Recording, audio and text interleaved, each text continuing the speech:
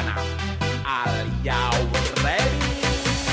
Kicau, kicau, kicau mania. Kicau, kicau, kicau mania.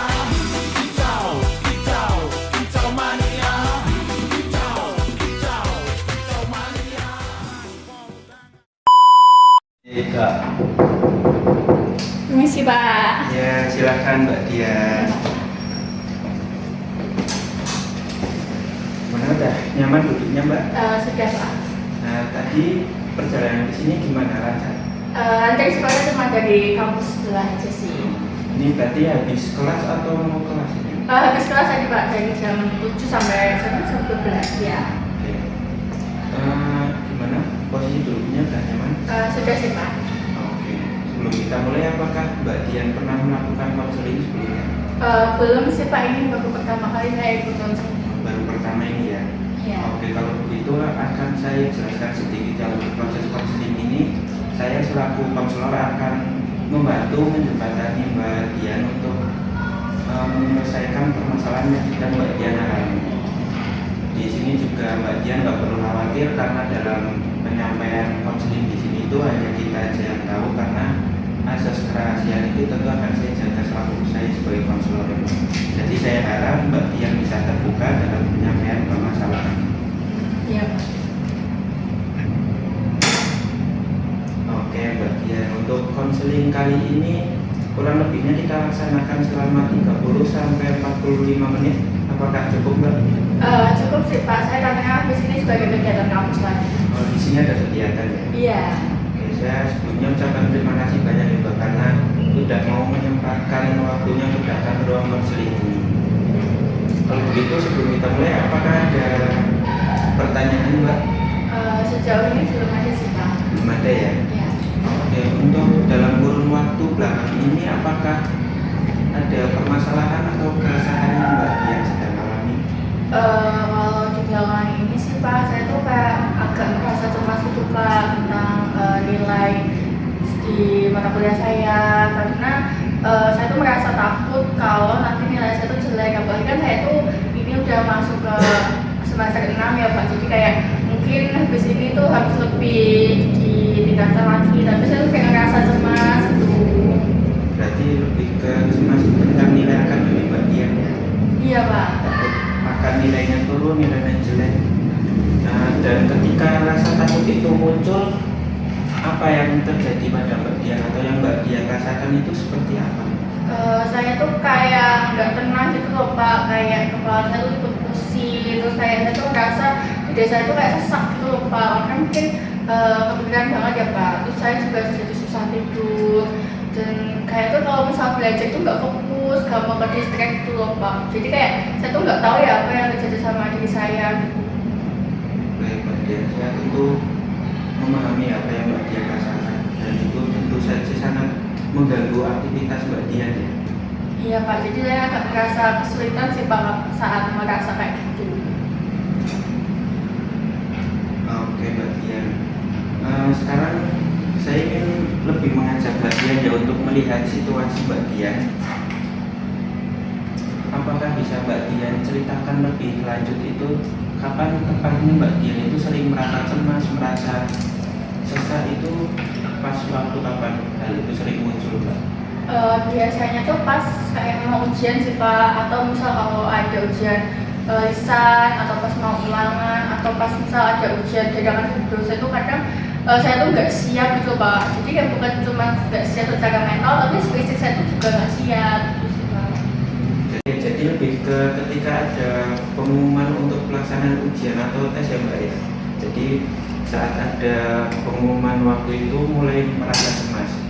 Jadi sekarang ingin tanya Mbak, pada saat perasaan itu muncul itu yang terlintas di pikiran Mbak Dian apa? Atau apa yang Mbak Dian katakan pada diri sendiri ketika sudah ada waktu untuk menghadapi ujian itu Mbak? Ketika itu kayak mungkin saya milihnya tuh mungkin wajar ya Pak, kalau misalkan ujian itu saya tuh takut, gugup atau cemas gitu, tapi saya ngerasain kok lama-kelamaan tuh kayak nggak normal gitu loh Pak. Jadi awalnya sih nganggapnya normal ya Mbak, tapi lama-kelamaan itu kayak menjadi berat dan apakah Mbak Dian menyadari kalau pikiran Mbak seperti itu justru membuat Mbak Dian itu sangat cemas, Mbak? Iya Pak, karena apalagi saya tuh pernah dapat pressure juga dari orang tua ya Pak, dimana saya tuh kayak harus banget mendapatkan nilai yang bagus gitu Pak. Jadi menambah saya tuh tambah apa ya, cemas, tambah takut lagi untuk menghadapi ujian Pak. Oke Mbak Dian, berarti lebih ke ketika ada pengumuman ujian ya, itu menjadi peristiwa yang memicu perasaan Mbak Dian itu cemas ya Mbak. Sekarang saya ingin tanya ya Mbak, pada saat itu apa yang langsung terlintas di pikiran Mbak Dian? Apa yang Mbak Dian juga katakan pada diri sendiri saat pikiran itu terlintas, Mbak? Saat itu saya mikir kalau kayak tuh nilainya jelek, saya nggak bisa ngerjain itu, pada saat itu saya bodoh Pak, saya tuh nggak bisa ngerjain ujian, terus nanti saya bisa mengecewakan orang tua begitu Pak. Itu tentu pikiran yang sangat kuat dan berat ya Mbak ya. Apalagi itu lebih terkesan ini ya Mbak, keras pada diri sendiri ya Mbak. Apakah Mbak Dian menyadari bahwa pikiran itu tuh yang justru membuat Mbak Dian merasa lebih cemas? Menurut saya sih enggak sih Pak, karena kan kalau kecemasan karena ujian itu mungkin masih wajar sih Pak. Jadi emang betul ya Mbak Dian ya, wajar ada rasa gugup saat akan memecahkan ujian, itu tentu hal yang wajar ya. Tapi ada perbedaan juga Mbak Dian antara gugup yang wajar dan cemas yang sampai membuat Mbak Dian itu merasa gelisah, merasa dirinya itu bodoh, tidak pantas ya Mbak. Apa yang membuat Mbak Dian itu merasa kecemasan Mbak Dian itu sebesar itu Mbak? Mungkin karena saya tuh kayak mengharuskan diri saya tuh nilainya bagus Pak, apalagi orang tua saya tuh juga punya harapan untuk nilai saya tuh selalu bagus di setiap semesternya, jadi itu menjadi pressure utama saya sih Pak. Tadi juga Mbak Dian mengucapkan kata yang sangat penting ya Mbak, harus ya. Jadi itu ada label di mana nanti Mbak Dian itu harus mendapat nilai yang bagus. Itu bukan sekedar keinginan atau harapan dari orang tua juga ya Mbak. Tentu ada keinginan juga dari Mbak Dian untuk mendapat nilai yang bagus ya, bukan sekedar tuntutan saja. Apakah memang selalu begitu Mbak? Kayak Mbak Dian itu nggak boleh dapat nilai jelek setiap ulangan atau setiap tes? Pak, tidak boleh. Jadi sama orang tua tuh saya tuh harus banget nilai itu bagus terus di setiap semester. Jadi itu yang membuat saya tuh lebih tertekan lagi sih Pak. Itu karena ada tuntutan nilai yang harus bagus itu ya Mbak, jadi membuat Mbak Dian itu merasa cemas ya Mbak? Iya betul Pak. Selama ini apa yang sudah pernah Mbak Dian lakukan ketika rasa cemas itu muncul Mbak? Dari saya ya Pak ya, saya tuh malah jadi tidak bisa belajar sama sekali sih Pak. Saya tuh merasa panik, terus juga kadang saya tuh tidak mau masuk ke pelajaran atau ke mata kuliah itu karena saya tuh takut kelihatan bodoh gitu Pak di depan teman-teman saya. Oh gitu ya Mbak, jadi cemasnya itu malah membuat Mbak Dian itu menghindari itu ya Mbak, menghindari situasi itu ya Mbak. Dan ini sebenarnya justru malah membuat situasi Mbak Dian itu makin berat ya. Saya juga ingin bertanya ya Mbak Dian ya, meskipun Mbak Dian itu merasa sangat tertekan, apakah ada hal-hal yang Mbak Dian lakukan itu dengan cukup baik selama ini? Saya sih menilai diri saya itu cukup rajin ya Pak, dimana saya tuh selalu mengerjakan tugas tuh juga sesuai deadline, juga mengumpulkan itu tepat waktu, dan juga misalkan ada teman-teman yang membutuhkan bantuan saya bantu juga sih Pak. Itu jadi nilai baik saya sih Pak. Itu ini ya Mbak Dian yang malah bisa dikatakan menjadi nilai plus Mbak Dian ya, dimana Mbak Dian itu sebenarnya rajin, bertanggung jawab, dan teman-teman juga menghargai Mbak Dian, dan itu tentu bisa menjadi kekuatan untuk Mbak Dian itu melawan rasa cemas itu ya Mbak. Oke, setelah kita bicara tadi ya Mbak Dian ya, saya ingin kita menetapkan bersama apa yang Mbak Dian inginkan dari pertemuan konseling kali ini Mbak, atau apa ada perubahan yang ingin Mbak Dian lakukan setelah konseling ini Mbak? Kalau dari saya sih, saya tuh nggak ingin cemas lagi Pak. Saya tuh ingin menghilangkan rasa takut akan kegagalan, dan dan saya tuh bisa lebih tenang gitu untuk ke kuliah atau mengerjakan tugas tanpa takut saya tuh nanti gagal, nanti saya kelihatan bodoh kayak gitu Pak. Itu tentu tujuan yang sangat baik ya Mbak Dian ya. Kita bisa lebih spesifikkan tentu bagaimana kalau tujuan itu adalah untuk Mbak Dian bisa menghadapi ujian dengan perasaan yang nyaman, tidak merasa cemas, gugup, dan Mbak Dian itu mampu menanggapi rasa cemas Mbak Dian itu secara wajar dan bisa belajar dengan lebih efektif. Apakah itu sesuai dengan yang Mbak Dian inginkan? Iya betul sih Pak, itu sesuai dengan yang saya inginkan, tapi apakah itu mungkin ya Pak? Tentu itu sangat mungkin ya Mbak Dian ya, dan kuncinya itu tentu ada di diri Mbak Dian itu sendiri. Bagaimana cara Mbak Dian itu berpikir tentang menanggapi situasi saat Mbak Dian cemas itu, dan itu juga ada beberapa yang perlu diubah ya dari cara Mbak Dian menghadapi situasi itu. Tentu untuk mencapai itu kita akan sama-sama ya Mbak dalam menyelesaikannya atau mencari solusinya, kita akan buat di sini secara bersama-sama. Tentu juga peran dari Mbak Dian itu sangat dibutuhkan untuk mencapai tujuan ini. Iya Pak, saya mau mencobanya sih Pak. Yang bagus ya itu ya Mbak Dian ya, dan saya ingin Mbak Dian itu menyepakati bahwa tujuan kita itu sebenarnya bukan untuk membuat Mbak Dian itu tidak pernah merasa sedih atau kecewa lagi ya, atau gugup. Tentu karena itu sebenarnya tidak bisa hilang sepenuhnya dari diri kita, tapi bagaimana cara kita itu menanggapi perasaan itu.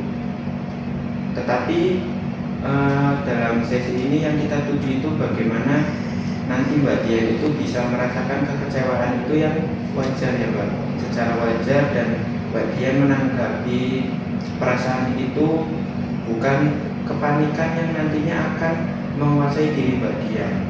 Seperti itu. Oh baik, jadi saya tuh sebenarnya boleh sedih ya Pak, cuma saya nggak boleh terlalu panik aja gitu ya Pak. Ya, seperti itu ya Mbak Dian, karena itu yang kita sebut itu emosi negatif ya Mbak. Jadi yang membuat saat kita sedih atau kecewa ketika kita gagal itu adalah hal yang manusiawi, dan itu juga hal yang konstruktif, dimana jika Mbak Dian itu merasa dirinya Mbak Dian sudah hancur dan merasa tidak berharga, hal itu yang perlu kita ubah. Oke ya Mbak Dian ya, tadi kan Mbak Dian itu bilang ya bahwa Mbak Dian itu harus selalu mendapat nilai yang bagus ya. Kalau tidak itu Mbak Dian akan merasa Mbak Dian itu orang yang bodoh, orang yang tidak berharga. Nah sekarang saya ingin mengajak Mbak Dian ya untuk memeriksa keyakinan itu bersama-sama. Apakah Mbak Dian siap? Ya saya siap. Oke, kalau begitu yang pertama ini saya ingin bertanya ya Mbak Dian ya. Apakah keyakinan Mbak Dian itu bahwa Mbak Dian itu harus selalu mendapat nilai bagus itu kira-kira masuk akal nggak Mbak? Kalau menurut saya tuh nggak masuk akal ya Pak, karena pasti semua orang tuh pernah merasakan kegagalan gitu Pak. Oke, jadi itu memang tepat ya Mbak ya. Jadi memang tuntutan itu konotasinya itu memang harus sempurna, dan itu tidak masuk akal karena tidak ada manusia yang bisa selalu untuk sempurna. Itu yang kita sebut dengan degustasi logis. Sekarang pertanyaan kedua, apakah ada bukti nyata bahwa kalau Mbak Dian itu nilainya jelek, pasti itu tanda bahwa Mbak Dian itu seseorang yang bodoh? Kayaknya kalau melihat ke belakang tuh saya pernah ya Pak mendapatkan nilai matematika tuh jelek banget di bawah KKM. Tapi di mata kuliah saya ternyata saya tuh mendapatkan nilai terbaik di kelas Pak. Nah itu kan tentu menjadi bukti nyata ya Mbak Dian ya, bahwa nilai jelek di satu mata pelajaran itu tidak membuktikan bahwa Mbak Dian itu adalah seseorang yang bodoh secara keseluruhan. Bahkan teman-teman Mbak Dian juga itu sering meminta bantuan Mbak Dian untuk memahami pelajaran yang mereka tidak bisa untuk pahami. Dan ini juga menjadi suatu tanda bahwa Mbak Dian itu bukan orang yang benar-benar dalam konotasinya itu orang yang bodoh ya Mbak. Sekarang ke pertanyaan ketiga Mbak, apakah ada Mbak Dian itu ada keyakinan jelek itu berarti Mbak Dian itu orang yang tidak berharga. Itu kira-kira dengan pikiran seperti itu membantu Mbak Dian untuk belajar lebih baik atau justru itu menjadi pikiran yang menghambat Mbak Dian? Kalau itu sih menurut saya itu menghambat ya Pak. Jadi pikiran saya yang bilang saya itu bodoh atau saya itu nggak baik kayak gitu tuh malah bikin saya tuh lebih panik dan juga nggak bisa fokus saat belajar Pak. Nah Mbak Dian, kalau begitu apa yang sebetulnya itu salah dari persepsi atau pandangan Mbak Dian itu harus selalu dapat nilai yang bagus? Kalau tidak, Mbak Dian itu terkesan seperti orang yang bodoh dan tidak berharga. Kalau menurut saya tuh saya terlalu keras kepada diri saya ya Pak ya, dan itu kayaknya juga nggak realistis dalam kehidupan ya Pak. Maksudnya harusnya kan saya tuh bisa memaklumi setiap kesalahan yang saya buat dan juga pikiran tersebut tuh malah tidak membantu sama sekali Pak. Lalu itu memang benar ya Mbak Dian ya. Sebenarnya Mbak Dian ini sudah bisa melihat bahwa keyakinan itu memang tidak logis ya Mbak. Itu tidak sesuai fakta dan tidak berguna sebenarnya jika Mbak Dian itu memiliki pemikiran yang seperti itu. Sekarang pertanyaan pentingnya nih Mbak, kalau bukan nilai Mbak Dian itu harus selalu sempurna, kira-kira keyakinan seperti apa yang lebih masuk akal dan lebih membantu Mbak Dian dalam progres untuk peningkatannya? Mungkin itu kayak saya tuh ingin berprestasi sebaik mungkin, dan saya tuh juga akan bisa sungguh-sungguh. Tapi kalau hasilnya belum sempurna, itu bukan berarti saya tuh bodoh dan juga tidak berharga Pak. Mungkin seperti itu Pak. Itu memang hal yang luar biasa ya Mbak Dian ya, itu sudah bagus. Dan itulah yang sebenarnya kita sebut keyakinan rasional ya Mbak. Jadi mengubah dari tuntutan menjadi preferensi, dan dari pandangan Mbak Dian itu yang harus itu menjadi ingin. Dan dari Mbak Dian ini tadi menambahkan persepsi ya bahwa atau penerimaan diri bahwa nilai itu bukan penentu keberhasilan atau bukan menjadi tolak ukur Mbak Dian ini sebagai manusia yang sempurna. Iya betul. Baik Mbak Dian ya, sekarang Mbak Dian ini kan tentu sudah punya keyakinan baru ya, yang tadi sudah kita bahas bahwa tentu keyakinannya ini lebih rasional ya Mbak.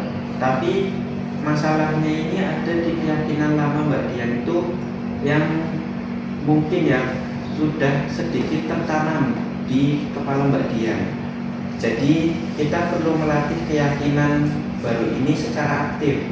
Salah satu caranya adalah dengan self instruction, atau Mbak Dian itu berbicara pada diri sendiri dengan kalimat-kalimat yang membangun atau yang membantu Mbak Dian itu dalam menghadapi situasi yang sulit. Apakah boleh kita coba Mbak? Boleh sih Pak. Oke, kalau begitu kita mulai coba ya. Coba Mbak Dian ini bayangkan semisal besok itu ada ulangan matematika. Apa yang biasanya langsung Mbak Dian itu katakan pada diri Mbak Dian itu sendiri? Kalau yang biasanya saya katakan sama diri saya sendiri itu seperti saya tuh berpikir ya Mbak kayak aduh pasti nanti tuh susah soalnya, terus juga nanti saya pasti nggak bisa ngerjainnya, nanti kalau nilainya jelek aduh nanti saya pasti dimarahin lagi sama orang tua kayak gitu. Oke, coba kalau sekarang kita ganti dengan kalimat yang lebih membantu ya Mbak. Kayak misalnya itu, saya ingin mendapat nilai yang bagus dan saya akan belajar untuk mencapai nilai yang bagus itu. Dan seberapapun hasilnya yang keluar nanti, nilai ujian itu tidak menentukan seberapa berharganya saya itu sebagai manusia. Coba Mbak Dian ucapkan kalimat itu. Jadi kayak gini ya Pak, kayak saya ingin mendapatkan nilai bagus dan saya akan belajar sebaik mungkin. Seberapapun hasilnya nanti, nilai ujian itu tidak menentukan seberapa berharganya saya sebagai manusia. Seperti itu Pak. Ya, bagus ya Mbak Dian ya. Apakah dari kalimat tadi itu Mbak Dian merasakan perbedaannya antara kalimat persepsi Mbak Dian yang lama dengan yang tadi? menurut saya lebih membantu sih Pak, karena saya merasa lebih ternyata kegagalan itu bukan berarti kita tuh tidak jadi manusia yang sempurna, dan juga membuat saya itu lebih tidak terasa tertekan lagi sih Pak. Itu hal yang benar ya Mbak ya. Dan dengan kalimat baru ini perlu Mbak Dian latih secara rutin ya. Jadi Mbak Dian tanamkan di persepsi Mbak Dian itu ketika ada situasi yang memicu kecemasan Mbak Dian itu berarti bukan menjadi titik bahwa Mbak Dian itu merasa menjadi orang yang tidak berharga lagi. Dan itu juga dalam hal ini bukan berarti kita itu mengabaikan nilai akademik ya, tetapi lebih menempatkan bagaimana kita bisa menghargai proses kita dalam meraih nilai itu. Oke Mbak Dian ya, sekarang kita akan mencoba teknik yang sedikit berbeda. Saya akan mengajak Mbak Dian untuk membayangkan sebuah situasi yang biasanya itu membuat Mbak Dian merasa cemas. Tapi kali ini kita akan berlatih meresponnya dengan cara yang berbeda. Apakah Mbak Dian ingin untuk mencobanya? Boleh Pak, saya mau baiknya. Oke, sekarang Mbak Dian bayangkan ya, di mana Mbak Dian itu berada di dalam kelas, yang mana itu guru sedang memberikan hasil nilai ujian ya Mbak. Dan ternyata nilai Mbak Dian itu tidak seperti yang Mbak Dian harapkan. Nah, kira-kira apa yang Mbak Dian rasakan pada saat itu? Saya panik banget sih Pak, kalau nilainya tuh nggak bagus, dan juga saya pengen kabur aja deh, malu kan melihat teman-teman. Tentu kita tidak bisa menyalahkan perasaan itu ya Mbak. Jadi Mbak Dian rasakan itu dulu. Tapi sekarang dengan Mbak Dian kita membayangkan situasi tadi, itu cobalah Mbak Dian itu ubah perasaan panik Mbak Dian menjadi perasaan kecewa yang biasa-biasa saja. Bukan yang seperti Mbak Dian itu langsung menghindar karena hasil ujian itu. Apa yang kira-kira Mbak Dian katakan pada diri Mbak Dian sendiri saat situasi itu? Saya tuh akan bilang nilai ini memang yang mengecewakan ya Pak, tapi ini bukan akhir dari segalanya. Jadi saya masih bisa belajar lagi buat meningkatkan nilai saya. Ini tuh sih Kak. Itu tentu hal yang bagus ya Mbak Dian ya, dimana Mbak Dian itu bisa merespon situasi yang membuat Mbak Dian cemas itu dengan hal yang lebih baik lagi. Pak, tadi saya merasa berbeda, masih ada rasa tidak enak, tapi tidak separah sebelumnya sih Pak. Iya Mbak Dian, itu tadi tentu yang bisa dinamakan emosi negatif yang sehat ya Mbak, dimana kita merespon hal yang negatif itu dengan hal-hal yang baik ya Mbak untuk diri kita sendiri. Dan Mbak Dian tadi sudah berhasil untuk mencapainya sendiri dengan mengubah keyakinan Mbak Dian yang mendasarinya. Nah sekarang Mbak Dian, tentu kita sudah bekerja keras ya dalam sesi konseling ini. Sebelum kita menutup sesi ini, saya ingin merangkum ya Mbak, sedikit merangkum apa yang sudah Mbak Dian pelajari hari ini. Menurut Mbak Dian, apa hal yang paling penting yang Mbak Dian temukan saat konseling ini Mbak? Kalau menurut saya ya Pak ya, bahwasanya setiap kecemasan yang saya alami atau yang saya rasakan itu bukan dari ujiannya Pak, tapi karena cara pikir saya atau cara pikir panjang saya terhadap ujian tersebut. Jadi saya itu selalu menuntut, jadi saya itu jadi ikut menuntut diri saya untuk jadi lebih sempurna dan nilainya jadi bagus terus Pak. Tepat sekali ya Mbak Dian ya, dimana wawasan yang sangat berharga tentunya untuk Mbak Dian dalam seperti hal baru yang sudah kita terapkan pada konseling kali ini, tentu menjadi bekal untuk Mbak Dian ya, bahwa keyakinan itu akan menciptakan emosi kita. Dan kabar baiknya itu keyakinan itu bisa diubah seperti Mbak Dian tadi ya, dimana keyakinan awal untuk Mbak Dian merespon kecemasan itu bisa dianggap itu tidak rasional, tapi selama konseling ini Mbak Dian sudah bisa perlahan untuk mengubahnya. Iya Pak, saya cukup paham dan mengerti. Oke, sekarang untuk lebih memastikan lagi ya Mbak Dian ya, bahwa perubahan yang sudah Mbak Dian alami ini tidak hanya terjadi di saat konseling ini, tapi itu bisa tetap Mbak Dian terapkan di kehidupan Mbak Dian sehari-hari. Saya ingin memberikan beberapa tugas yang perlu Mbak Dian kerjakan di antara sesi konseling ini. Apakah Mbak Dian siap? Siap Pak. Oke, kalau itu tugas pertama itu Mbak Dian coba setiap hari, terutama ya ketika Mbak Dian mengalami kecemasan, itu Mbak Dian tuliskan di jurnal harian apakah peristiwanya seperti apa dan apa yang pikirannya langsung terlintas di Mbak Dian. Nah, nanti kemudian Mbak Dian juga tuliskan keyakinan alternatif apa yang lebih rasional yang seharusnya Mbak Dian lakukan. Seperti itu sudah bisa Mbak Dian untuk coba latih di keseharian Mbak Dian. Apakah kira-kira Mbak Dian sanggup untuk melakukan hal itu? Sanggup sih Pak, kebetulan saya juga suka menulis Pak. Oke, itu bagus sekali ya Mbak Dian ya. Kemudian saran tugas yang kedua itu setiap pagi sebelum berangkat sekolah, coba Mbak Dian itu ucapkan kalimat yang membangun. Jadi seperti saya ingin berprestasi sebaik mungkin dan saya akan berusaha sungguh-sungguh untuk mencapai hal itu. Dan juga Mbak Dian itu bisa lebih menguatkan diri Mbak Dian ya, bahwa sebagai manusia yang sempurna itu tentu kita tidak bisa mencapainya begitu saja. Harus ada usaha-usaha yang tentu juga harus diimbangi dengan niat dari kita sendiri ya Mbak. Oke Mbak Dian ya, ini sebelum kita akhiri sesi konseling ini, bagaimana perasaan Mbak Dian sekarang dibandingkan ketika tadi awal masuk ruangan konseling ini Mbak?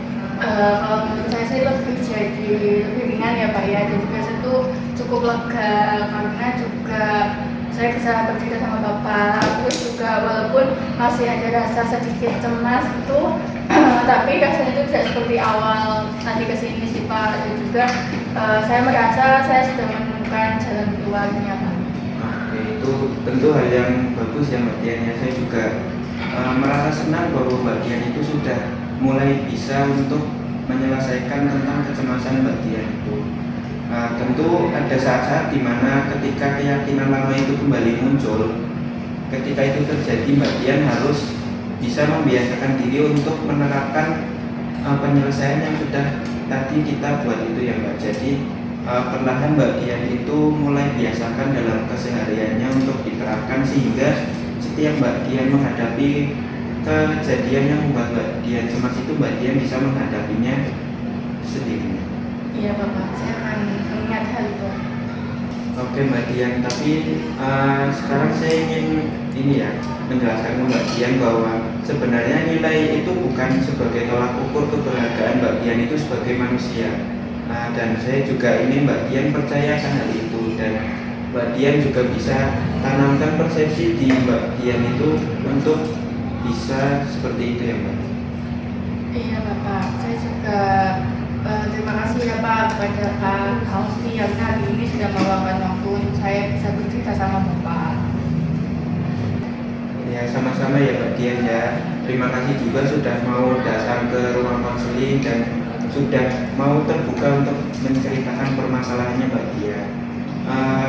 Kalau gitu apakah ada hal yang masih mengganjal atau ingin Mbak Dian bicarakan lagi? Menurut saya sudah cukup sih Pak, sudah saya ceritakan semua Bapak. Oke, sudah cukup ya. Kalau begitu untuk sesi konseling hari ini kita cukupkan di sini ya. Nanti apabila Mbak Dian masih merasakan bahwa perlu ada yang ingin Mbak Dian sampaikan lagi, nanti kita bisa atur jadwal untuk sesi konseling berikutnya ya Mbak ya. Iya baik Bapak. Oke, kalau begitu terima kasih ya Mbak Dian ya. Iya Bapak, terima kasih banget hari ini sudah dibantu ya Pak. Baik ya Mbak Dian ya, hati-hati di jalan ya Mbak. Iya Bapak, saya pamit untuk pulang dulu ya Pak. Ya, silakan Mbak. Terima kasih ya Pak Aldi. Sama-sama.